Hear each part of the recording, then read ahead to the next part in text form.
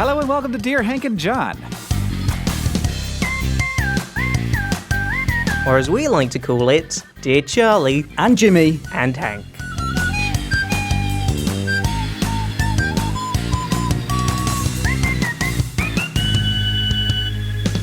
This is the weekly podcast where I, Hank Green, and usually John Green, but this week Charlie McDonnell and Jimmy Hill answer your questions, give you dubious advice, and bring you all the week's news from both Mars and AFC Wimbledon. But first, does Jimmy have a poem for us? Oh yeah, Hank. I've got a poem, all right. Well, we're going to split it. Yeah, we're going to do a line each. Oh. We're going to read it together. Do you want to start, Jimmy? Mars ain't the kind of place to raise your kids. In fact, it's cold as hell. And there's no one there to raise them if you did. And all this science, I don't understand. It's just my job 5 days a week. A rocket man. A rocket man. And I think it's going to be a long, long time. Thanks for that lovely poem. The beautiful lyrics of Bernie Taupin there. He is very prolific. Why is this guy building rockets saying he doesn't know anything about science for? Surely that's kind of a fundamental thing on your CV if your job is to create spacecraft. Well, I don't think his job is to create spacecraft. I think his job is just to sit in the spacecraft. But it has always seemed kind of odd to me that it's just his job 5 days a week, and now they're sending him to Mars? Because that's going to take a lot. You can't come home on the weekends. You stole my joke. That's what I was going to say. So I had that one ready, Hank. You paused for so long. I thought somebody needs to say something. I resorted to stealing a joke for the sake of an awkward silence. Well, there's nothing quite as hilarious as an awkward silence, so let's just have one of those. Oh dear. No, I was like, that's the awkward silence that we'll edit out. There it is. Can't wait to see that go.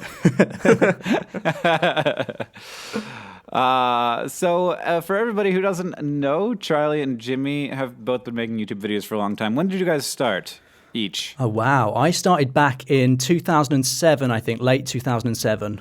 Yeah, same. Well, I was April 2007. I think that was me. All right, I was January 2007, so we're all pretty old school here.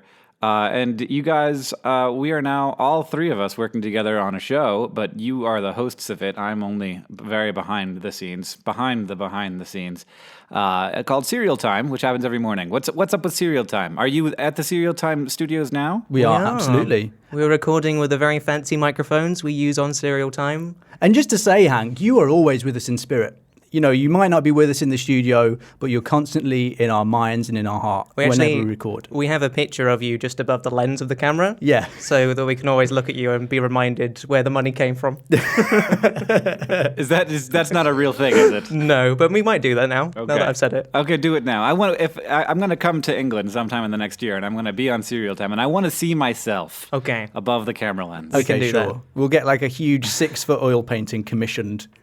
With eyes that follow you around the room. Yeah. But no, yeah, Serial Time's great. So it's a daily morning show, sort of waking up YouTube like a fun alarm clock. Waking up the British YouTube, because in America it comes out at like midnight, and I'm like, oh, there it is, morning in England. Yeah, every episode we do, we get at least 5 or 6 comments on the time zone, even now, even though we've been doing it like 2 months. Yeah, it's like, is that morning? Shut up, you guys. They'll get it eventually. It's fine. Yeah, well, actually, I am tempted to leave that comment, and I've seen that comment, and also know that this is a thing that happens every single video. And yet, when I see an episode of Serial Time come online and you tweet, "Good morning, everyone," and I'm about to go to bed, I am tempted to leave that comment. It's just a thing that people want to do. It's just how we operate. I did see you leave a comment on one of the recent Serial Times saying good morning, and it's only just struck me that must have been a very hard thing for you to have done. So good job. Well, everyone else was saying it. Yeah. My mum always says it. Every single episode she leaves a comment saying good morning. Oh, I love that. All right, well, I'm loving Serial Time. It's really fun and hilarious and weird and cute. So good job, guys. And now we're going to ask us some questions. You guys want to answer some questions? Oh, yeah. I wasn't told about this. Come on. You haven't been told about it? No, what are we doing? I thought we were just doing a little ad for Serial Time and that was the whole thing. We've got to answer questions. No, I'm ready. It's fine.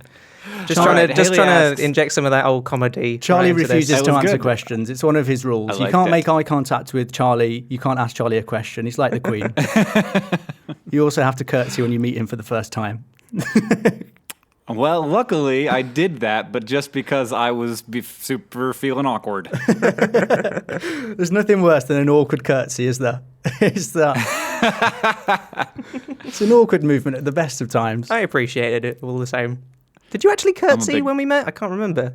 No, I made that up. Oh. I mean, it's possible. I do sometimes curtsy. I think that it's kind of awesome. I like the curtsy as an introduction. I think that it is an interesting body movement that is it is somewhat complicated in its control of all of your body parts, and so I find it to be more visually pleasing than a bow or a handshake. Yeah, do you think that's where it evolved from? Do you think it's just essentially a fancy bow? I'd be quite interested to hear the history of the curtsy. Well, we will. Who started that? Who's the first person to do a curtsy? We're gonna get people telling us about that on Twitter. I do not doubt it.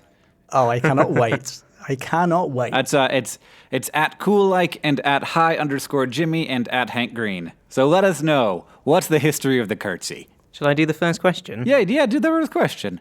And put your name first, because that's how it works. Haley asks, Dear Charlie and Jimmy and Hank, how do you avoid being pretentious when you're intelligent?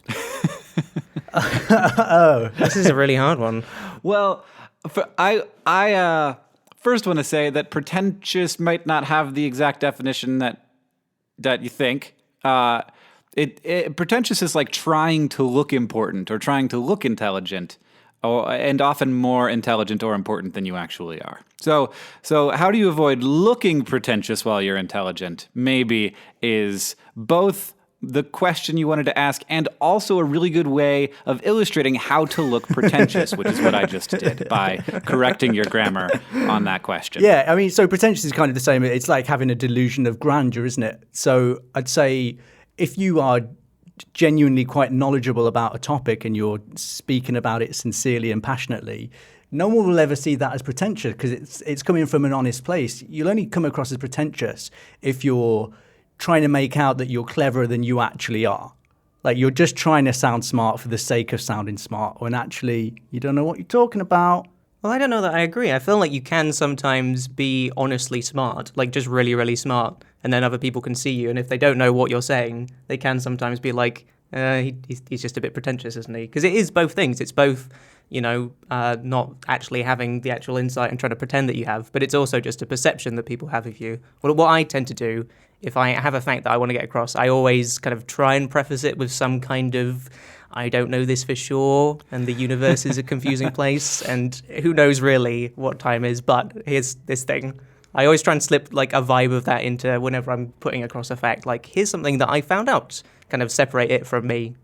Yeah, and I think there's just it's a case of being aware if somebody maybe isn't following you if you're trying to explain something. So if somebody seems like they're a little bit lost when you're chatting about something that you happen to know a lot about, just be aware of that and explain things in a slightly simpler or more accessible way. And also be aware of the fact that people might not care about the thing that you're excited about. And so they might think that you're pretentious because you continually, are really excited about things that you're really excited about. And they're like, why does this person, I obviously just projected this onto myself, why does this person continually try and make themselves look so smart? Because they just might have different interests than you, and that's a whole different kind of intelligence where you're looking at a person and you're saying, what is this person, like what are they into, and how do I interact with them in a way that will make them excited to be my friend and be talking to me, and also how do I make this information sort of more interesting to them? Like how do I put myself in their shoes and say like how is this topic going to be? Because everybody is going to get excited about things for different reasons. So maybe, think about that. I have this problem though. And sometimes people will say things to me, and I have this awful habit of saying, do you actually want to know? Because which is a really pretentious thing to say, but it's my honest response. Like, people are like, God, why don't we have wireless chargers yet? Why do we have to have all these cords all around all the time? And I'm like, well, there's an answer to that question, but do you actually want to know it? Because it's going to take about 5 minutes to explain. And well, how do you think you could phrase that better then to be less pretentious, or should you just not say that? I think I should just not bring it up. I think when I know the answer to a question that people are asking rhetorically, I think I should just be like, they are not actually interested in this. But then sometimes I'm like, well, they keep asking about it. Do they want to know? Should I launch into a 5-minute monologue on in power induction and electromagnetism? Hey, that's a monologue I want to hear. Sounds well, it's great. not going to happen right now in Serial Time. This isn't Serial Time. I thought I was on your That's show just the for a effect we second. have. I think that's right though. I think actually you can just sort of, if you feel like you're being a little bit pretentious or a little bit nerdy, just own up to that. Be like, I'm aware that I sound like a massive nerd now, so stop me if this gets boring. But yeah, and then go off. No, on that's excellent advice for me. That is what I will do next time. I will be like, nice. Look, I am a nerd, and I kind of want to launch. I kind of want to do that, but be aware that I know that you might want me to shush up any second now. Okay, cool. I like this. This is from Eileen, and she says, "Dear Jimmy, Charlie, and Hank, what are your opinions on school uniforms and clothing restrictions in non-uniform schools?" Wow. I went to a school that had very few clothing restrictions, though I'm sure that there were plenty, and I'm sure that they mostly restricted the clothes of females, because that's how it goes. You can't distract the boys. But yeah,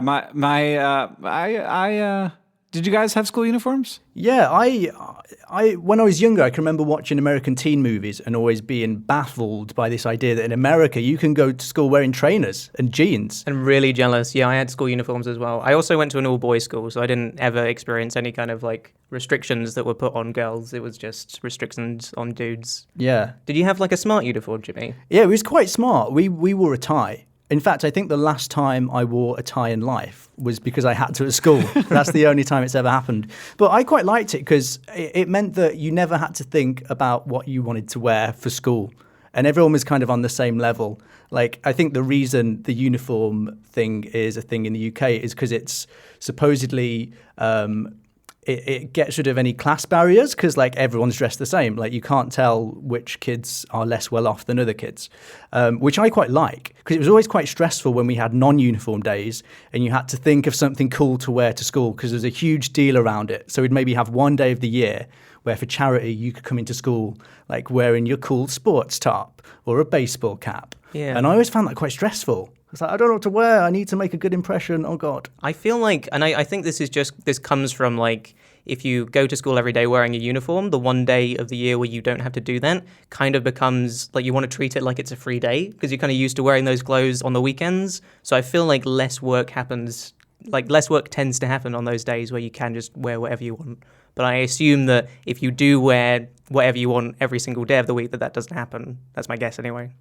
So what are these clothing restrictions then? What are you not allowed to wear within the realm of non-school uniform? Well, when you can wear anything, there are things you can't wear. You can't have curse words or references to drugs on your clothes. You can't there's a limit to the length or the shortness of shorts and skirts. Oftentimes, it has to be a certain distance from the knee, and there's also sometimes restrictions on the depth of the cut of the neck. Oh, wow. Is the okay. way that a school administrator would say that. And yeah.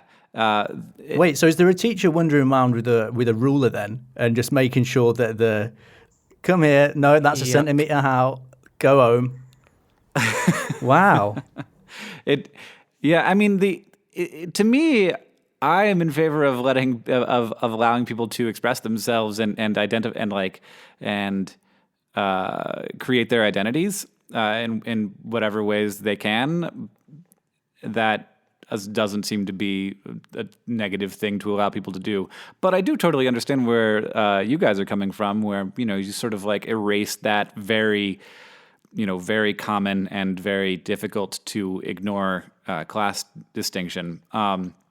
Though It's weird because I feel like in any other scenario, I'd like completely agree with you. But I think it's just because living in that world of having uniforms and it never really being a problem, it's just kind of what we're used to, I guess. And there was always like a certain amount of freedom to do some stuff. Like it would always be quite surprising, I think, to anybody looking at kids wearing school uniforms, like how much of themselves they can get across by like the way that they wear their tie and what they might wear underneath their shirt and like putting their blazer on their head or whatever it might be. Like there's always like ways to make it so that you can show people the kind of person you are. So I never really felt restricted, but maybe I would have if I was not used to it. Oh yeah, I remember that. There's a whole like load of etiquette around how you wear your school uniform at my school. So we had a shirt and a tie, and then a jumper over the shirt. And if you had the collars of your shirt over your jumper, that was like a signifier that you were a massive nerd. Like that was the thing that you didn't want to do. You'd get completely ripped apart for that. So it's funny how even within a uniform, like kids still find ways. Oh yeah, of kind of not only expressing yourself but putting like cool signifiers in there, for want of a better phrase. Well, Eileen, I think that what we've got for you is basically stories about our schoolhood and very few actual opinions, because maybe this isn't a topic that super matters a ton when it comes to uniforms, though I do feel like clothing restrictions when it comes to that seem to abnormally weigh upon the females of the world, which seems a little bit odd to me. So maybe school uniforms are a good way to just avoid that particular problem and say, everybody wear this, let's not talk about anything else. Yeah. It's my turn. We have a question from Courtney, who says, Dear Hank and Charlie and Jimmy, this upcoming presidential election will be my first time able to vote for a president. It is both exciting and daunting. I think that I have a general idea of who I might vote for, but I was wondering if there was any way to keep abreast on the presidential candidates. Oh, wow. You guys aren't American, but you are politically active British people. Oh, yeah. we have politics So here. you can, We had Yes. a very exciting election a few months ago. Yeah, was it exciting? I found it quite depressing personally. But... Yeah, the result was depressing, but the lead up to it, there was some excitement there. I think there was a lot of optimism, like, oh, maybe this is the time it will change. Like, maybe the good guys will win. and it did change. It got worse. Yeah, it got a lot worse. It got a lot worse. So we now don't have an NHS. Sorry about that. And we've decided to get rid of school. We don't have school anymore. And bring back killing foxes, everyone. Oh, yeah, and we can now kill foxes. So it's really great. It's a really brilliant place to live. I don't understand the US election system particularly. So, Oh yeah, it's very strange. We got a whole bunch of weirdness in our election system, but I think that the first time you vote, the first time you're getting into this, it's definitely daunting task to be like, okay, here are all the issues. There's like 85 things I'm supposed to care about, and I'm gonna have an opinion on all of them, so I better get one quick. And that's terrifying. Like why? And that's, I think, why a lot of young people, like their first elections, they might not vote just because like they haven't had time to like deal with that and internalize all of their opinions about these things, and because they have to, make ends meet and buy Gatorade and ramen noodles.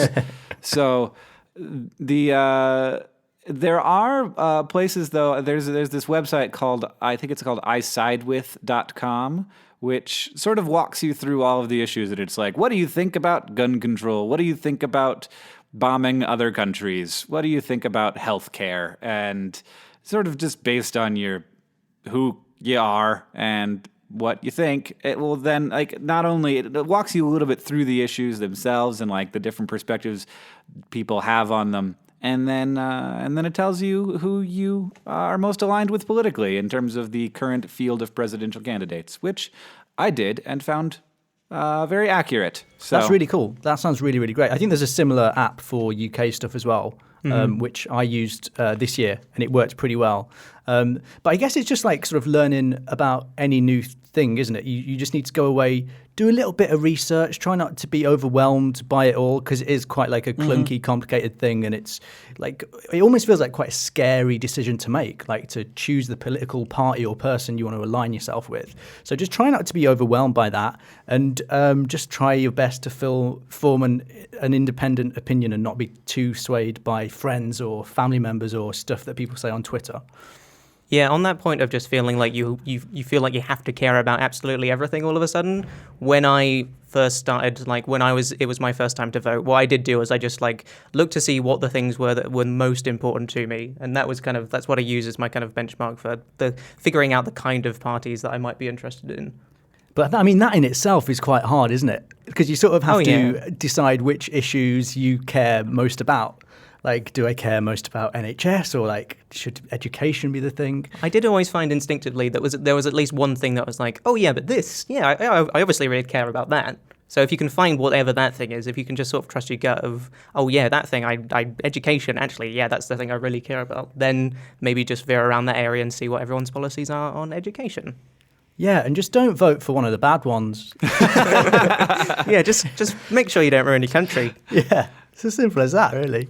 Wow, that was fantastic advice. I think you guys are better at this than me and John are, and you should take over the show and have your own. Maybe you should do this every morning, 5 days a week. What, Charlie and Jimmy's political bit, where we just say, No, don't vote for the bad just guy? Talking, just generally talking together. I think every morning. You guys should just talk about stuff. I think you might have already had that idea, Hank. Jimmy, do you want to do another question? Yeah, I think it's your turn, though, isn't it, Charlie? It is my turn. I mean, I can read one out if you like. Oh, I'm sorry. God, kids, how Don't wanna are jump you the supposed queue. to keep track? You're both British. I can't. How do you even tell? I really hope that for non-British viewers that you will be able to tell me and Jimmy apart. I think we have pretty distinctive voices, but... You do have very... Yes, okay, yes. good. All right, we got one from Lily. She asks, Dear Charlie and Jimmy and Hank, hello. What are you supposed to do with other people and your stomach? That is how it's phrased. And your stomach makes a noise that sounds like a fart, and you want to tell everyone it wasn't a fart, but that would just make it sound like it was a fart. What? Lily, what are you on about?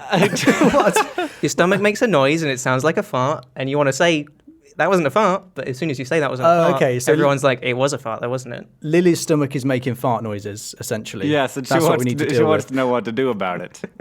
I would say seek medical advice. Oh, no. No, it's fine. Do you know what? I've actually got experience of this. I was once filming for a TV show, and I had a microphone on under my shirt, a little lapel microphone. And I wasn't feeling great that day. I think maybe I'd had quite a late night, and my stomach was doing things I didn't want it to be doing the next day. And apparently this was very audible on the microphone, which was under my shirt.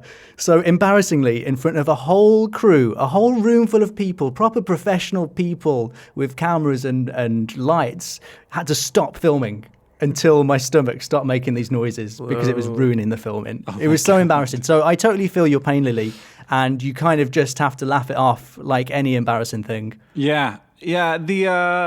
The trick to dealing with embarrassment is self-confidence, which is a trait that is entirely impossible to acquire, as far as I can tell. Oh no, come on, you can acquire it. It's fake it till you make it, isn't it? That's what I've been trying to do. That you just try and pretend you just act like a confident person, and then eventually you start being a more confident person. That's always been my technique. That does. But I think I definitely agree. It's just you just say. Really, you just sort of have to try and figure out how to not care about it as much. To get that across to people. Turn it into a joke. Say, guys, it's just my stomach. Yeah. I haven't farted, but I have pooped myself. So I'm going to have to leave. And then, I think that will sort out who your real friends are as well. No, you got to say, look, I ate a demon. And I was helping my family. It was living in the house. There's only one way to kill it, and it was to eat it alive. It was a very small demon, about the size of a coin, and I just took it with water, and now it's in there. It's doing its thing, but it's digesting away, and it won't be a problem tomorrow. My bigger problem personally is sometimes I really have to fart in public.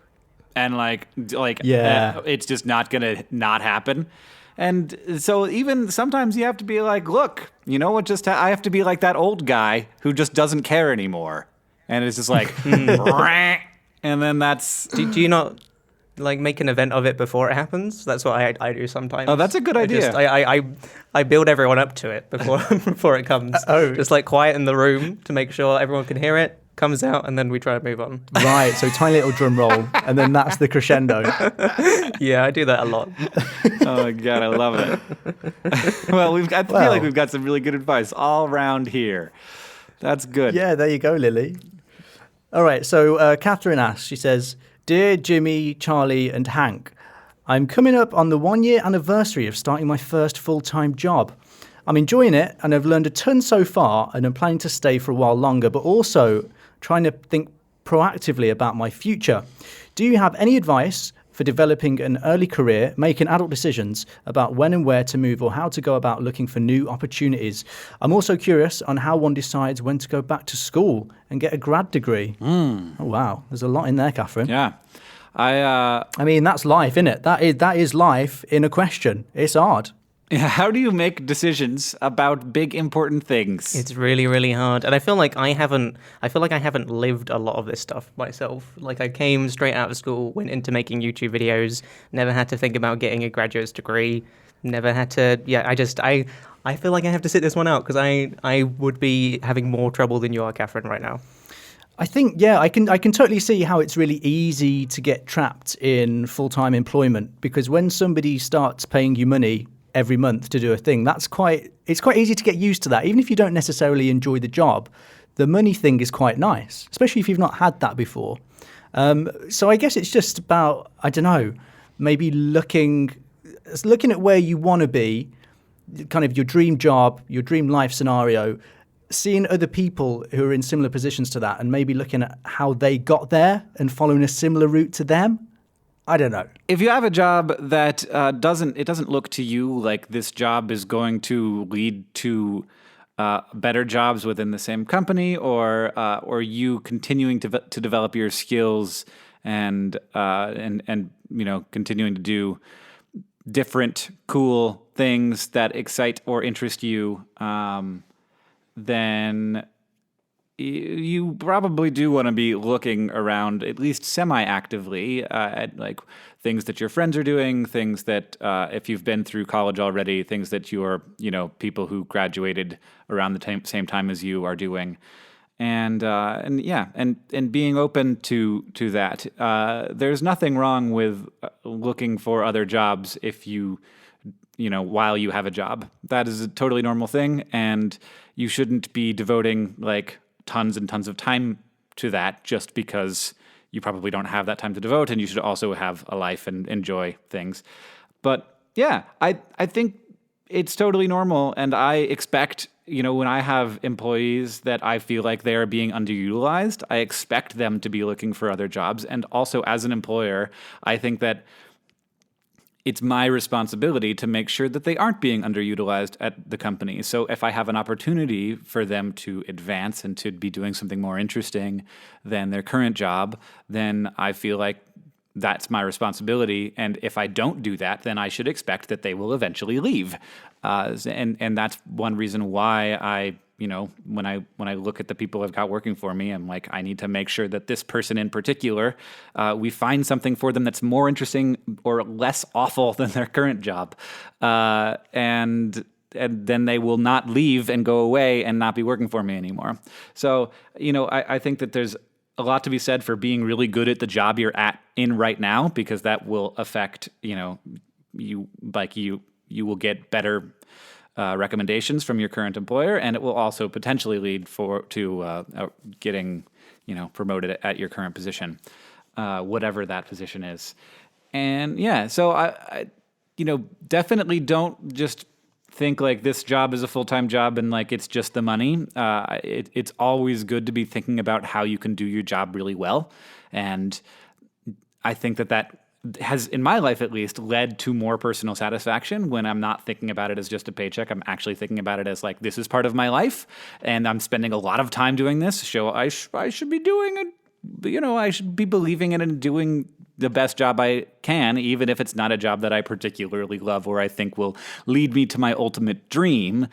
I think that working hard at whatever job you have does kind of lead you toward your ultimate dream because it exemplifies your work ethic and how you approach life. Yeah, I've had good luck with just working hard, even if I don't really like my job.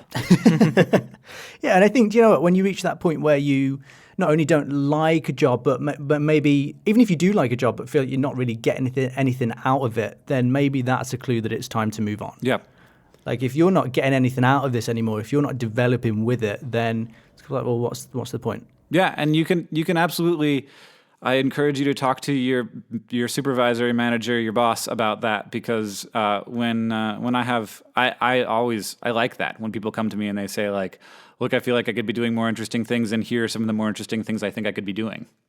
And I often agree with them, and I'm like, hey, yeah, good ideas, because I can't have all the ideas. It's quite a hard one to answer, though, without knowing what Catherine's job is. Like, she could have an amazing job. She could be a millionaire. She could be like some high-flying exec who gets to jet around the world. Yeah. We just don't know. Yeah, I mean, I'm trying to answer this question in a way that works for both someone who works at a fast food restaurant and someone who works in investment banking. All right, it's my turn again. This question is from Daniel, who says, "Dear Hank and Charlie and Jimmy, do you think science/scientific thinking can determine right from wrong? Are there objective ways to measure morality?" Well, that's another big one, Daniel. Oh, wow. Yeah. Can we go back to the fart ones? This is too hard. What do you think, Hank? This is a really tricky one. No, I don't think that there are objective ways to measure morality. Kant had his idea of the categorical imperative, which was like, this is the way to create a universal morality. And the way to create the universal morality was, you should behave in a way that you think if everyone behaved in the same way as me, then the world would work really well. But that doesn't work because not everyone will behave the same way as you. Mm-hmm. And people and different cultures believe and act in different ways, and that has to be okay, because otherwise, if we are, the one thing that breeds is intolerance, and then saying like, look, the way that you guys live your lives is wrong and is destroying the idea of what it is to be human, and thus we must kill you. And that's where all the big problems come from. I think that this sort of idea of moral absolutism is what creates a lot of conflict. Thinking about it, I feel like there maybe is a way to objectively measure morality without having that kind of absolute morality, I guess, because I feel like in that case, isn't morality, it's ultimately what people perceive morality to be. So maybe if there was a way where you could kind of speak to every single individual on the planet and ask them every question, every big important question, every small question related to morality, and ask them what their opinion was, then you could come up with a percentage, maybe, that said, trying to think of something like petting a dog is 99% moral, according to the human race. That's the example. That's the best I could come up with. Does that sound feasible, or is that I'm just trying to figure out a way to answer this question where I can say yes somehow, and that was my best. There's two different things. There's allowing every person to define their own morality, which I think you have to do to a small extent. But then there's the larger version of allowing a culture to define its morality, and I think that is a thing. Like you can say there is a structure that we define as humans. It is the thing that we call culture, and it is different for different people. And there is definitely, I think there are ways to evolve that and to make that, more tolerant is the thing that I tend to want cultures to be. But in terms of the nitty-gritty specific details, like petting a dog versus a cat, like which one of these things is more moral, there's definitely going to be some gray area there. And there's even weird gray area with something as seemingly unobjective, or seemingly as objective as like murder, where you have some cultures that are like, like in America, where it's okay to kill people as long as the government has gone through a lengthy and expensive process to say that, yes, we should kill this person because they did something very bad. And in some countries and in fact, in my own personal morality, I think that is wrong. And then you have war, which is just like, how do we rationalize this? But we seem to. So morality in general is such a difficult thing to rationalize, and I think it'd be impossible to ever reach a full consensus with it, because you've got literally hundreds of thousands of years of history that has kind of shaped our morality and the human condition. I mean, that's what it comes down to, isn't it? It's a human thing, and I think it's what.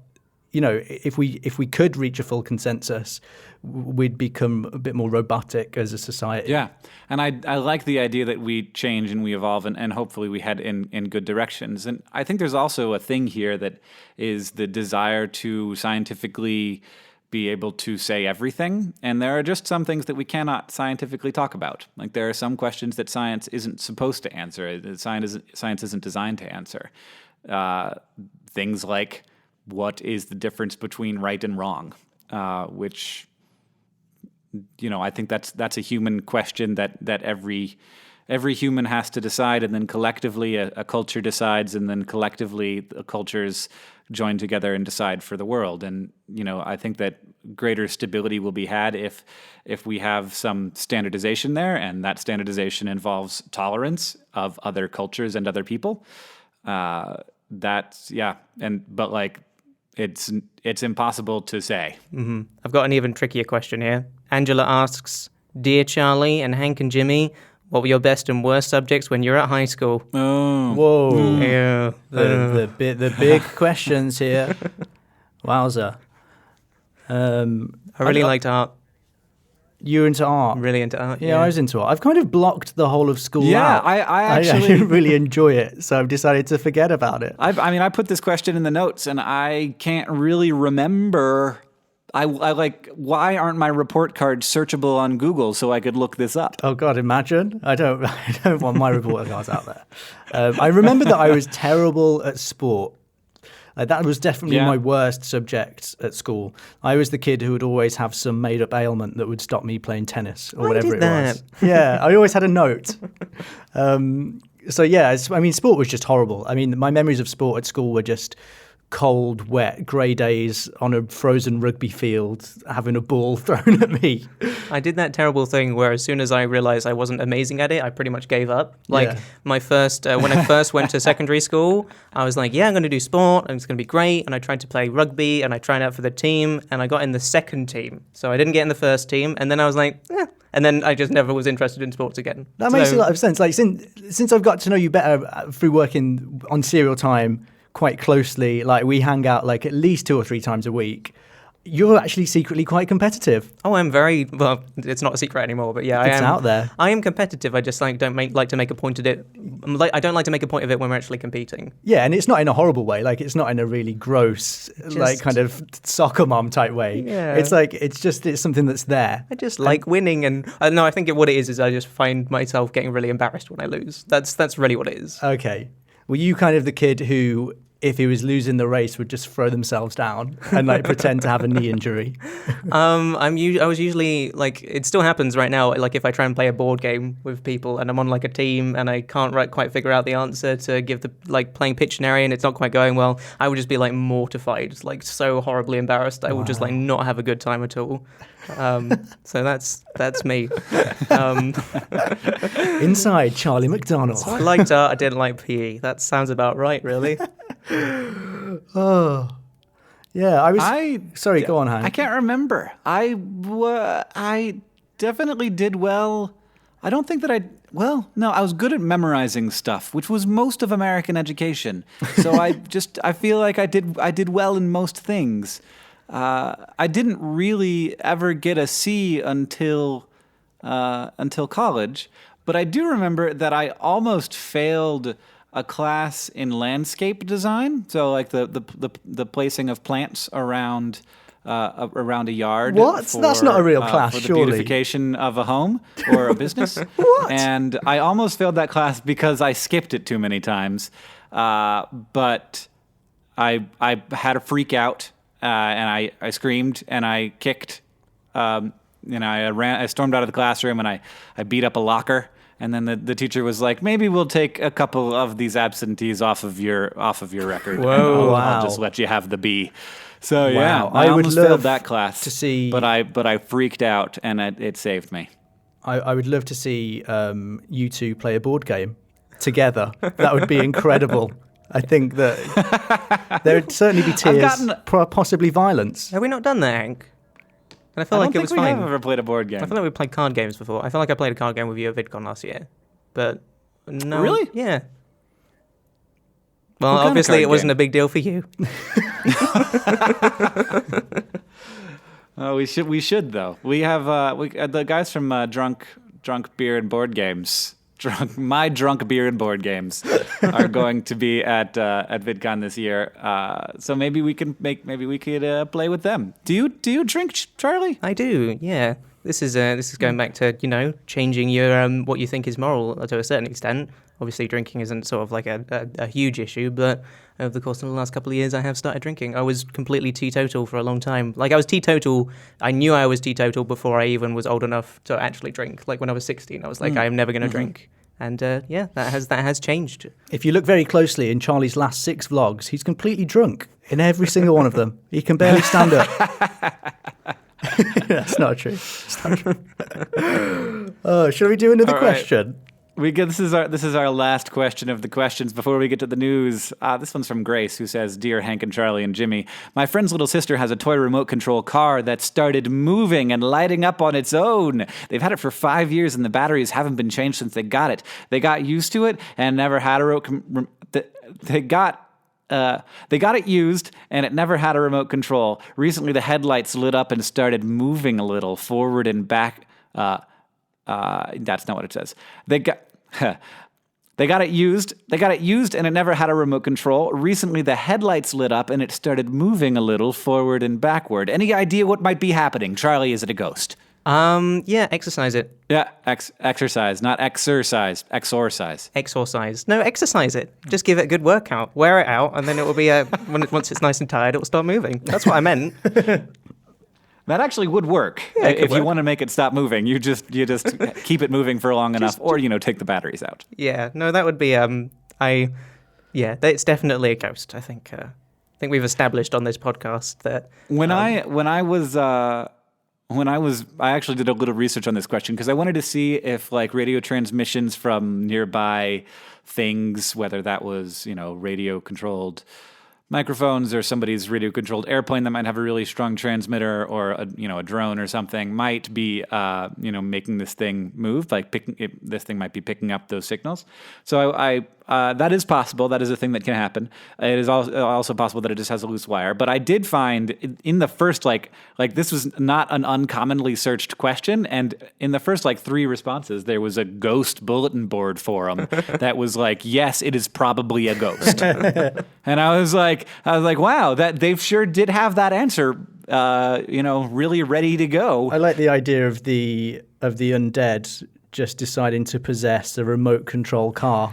Like, that's how they're coming back to planet Earth. I'm going to take over that remote control car. It's just a really bashful ghost. Yeah, It's just a bit shy. I don't really want to possess people yet. I'll just have a go with this little car. We'll just move it back and forth a little. That's me done. Hey, maybe the spirit world don't get a choice. Maybe it was just like, oh, right, so I'm a ghost, but I'm a remote control car. Great. Brilliant. I would watch this movie. Tell me more. I'm almost definitely sure. I was watching Freddie Wong's channel recently, and I saw that I think he did like a sketch of some sort where it's like a cop possesses a remote control car, and that's like, and everybody loves the car, and it's great at doing its job. So I think that might be taken. Okay. I mean, my sister used to have a Furby, and that in itself. Oh, what used if to a ghost terrify me. possessed a Furby? And I mean, that was supposed to be terrifying. Oh my God. I mean, that. It's like Chucky, except with a Furby. And it's just sort of hobbling around slowly, being menacing. It would be really hard to have a Furby actually hurt you, I feel like, because they can't grasp things or move their arms, but... Oh no, they'd just have to crush you psychologically. Yes. That's what would be so creepy about it. No, that's they wouldn't be able actually- to lay a finger on you. That'd be a really good a good horror movie. Just psychologically crushing. Like they trap you in a room, and then they just every time you fall asleep, they just scream at you and terrorize you, and that's the whole movie. It's just not letting you ever forget that you have this possessed toy in your life. That'd be pretty low budget as well. I think we could do that if we wanted. And now it is time for the news from Mars, the fourth planet in our solar system, and AFC Wimbledon, a fourth-tier English soccer team. Guys, do you have any AFC Wimbledon news for us? With glee and amazement, I bring you probably very important news. The Dons have signed Scunthorpe United striker Lyle Taylor for, wait for it, an undisclosed fee. Ooh. Taylor, I feel so bad for John.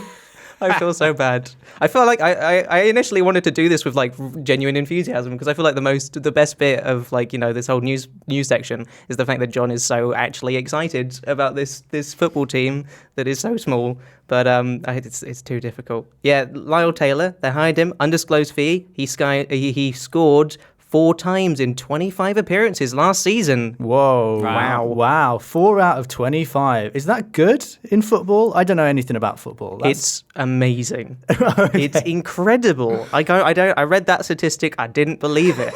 So he really is worth his undisclosed fee. Yes. Wowza. I mean, I'm trembling with excitement right here. Like, I don't think I've ever been this excited before. I've got some... oh, no, this is a continuation of that news story. It's not over, guys. Oh, no.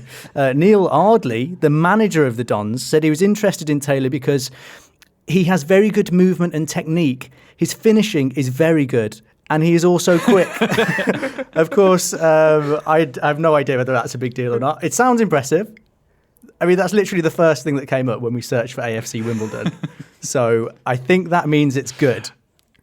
I mean, it's a player. They got a new player. That's a big football deal. That's definitely news. It's an actual deal. It has been made. It is a deal. Yes, and now they have a new striker, which is a great name for a position on the football field. He strikes things. Sounds very impressive. I think mostly balls. Well, you know, he's got good movement and technique. That's the manager saying that. An expert. He's got good movement and technique, and his finishing is very good. What's not to like there? Also, I've done some more... And he is also quick. I've done some more research. Wimbledon have not disclosed the length of his contract. They're very What does that secretive, mean? aren't they? Oh, that's true. Oh, interesting. Yeah, we don't know how long he'll be There's there. just so much mystery wrapped up in this. All right, I got some Mars news. In Mars news, some very surprising rocks were found in Gale Crater by the Curiosity rover this week. The rocks, which are striated and dense with silica, are completely unexpected and very similar to granite rocks that one might find here on Earth. Most Mars rocks we find are clearly igneous rocks, but this granitic rock containing quartz and feldspar means that Mars probably billions of years ago had continental plates that drifted just like Earth's. Those plates have long since frozen in place, but these rocks indicate that Mars was once even more Earth-like than we previously imagined. That is really interesting. I found out recently that Earth was the only planet with tectonic plates, and now that has been squashed by yet more science. That's cool. Yeah. Did I've told you that I got to see the Curiosity rover before it was on Mars, right? No. I haven't told you that? I feel like I must have at some point. Either that or you just genuinely don't remember any interactions we've ever had. Which seems to be a possibility. I'm not a good rememberer. I will say that about me. Okay, well that's fine. Yeah, no, I got a lovely man from NASA showed me around the Jet Propulsion Labs before Curiosity was sent off to Mars. So I got to see it. I didn't get to touch it, saw it through a window, saw lots of people working on it, but it was there in front of me, and it was very exciting.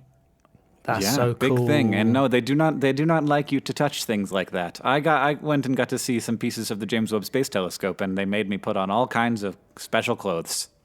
And I didn't get to touch anything at all. What do you mean by special clothes? Do you mean a pretty hat or? Yeah, I'm imagining sort of like a Victorian ball gown right now. No, it was just a British schoolboy's uniform. Oh, okay, so nothing weird. Yeah.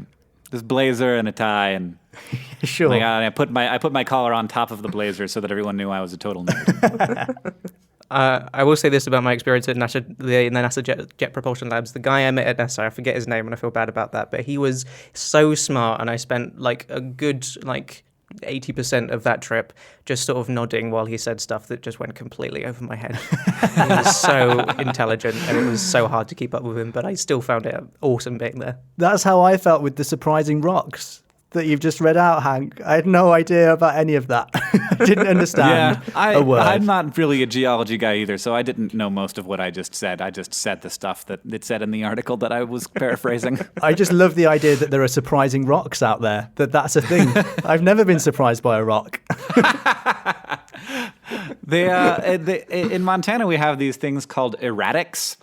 Which are exactly surprising rocks, is exactly what they are. They are rocks that shouldn't be here, so that they are erratic rocks, and they are mostly deposited by the recession of glaciers during ice ages. So there will be this big rock that just doesn't belong, and it's like, how did this giant rock that has nothing to do with the local geology get here? And it's like, oh yeah, it was carried along by a glacier, and then the glacier melted, and then it was there. Oh, that's really cool.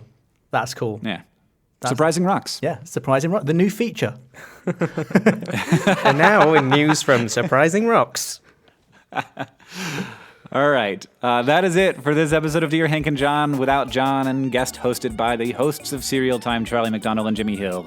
Thank you guys for joining us. Thank you. Does this mean that there are more Dear Hank and John podcasts without John in them now? I think that we are now equal with the number of John episodes that there are, and that next week we will it will no longer be mostly Dear Hank and John. It will be mostly Dear Hank and other people. But then John will come back, and we will overtake that total once again. Though I wouldn't be surprised if it hits roughly 50-50 and kind of like wibbles around that mix for the next couple years as John continues to do too many things. I think you just need to audition for a new brother, Hank. You need to do like an X Factor style audition thing. Who will be the new John? He might be doing that right now. We don't know. Yeah, maybe. Look at all of these people he's talking to. Who knows? Oh, this could be the audition. All right, everybody. Our theme music is by Gunnarolla. The podcast is edited by Nicholas Jenkins. If you have any questions for us, you can please send them to hankandjohn@gmail.com. And as we say in our hometown, don't forget to be awesome. We did our best. Like a barbershop quartet.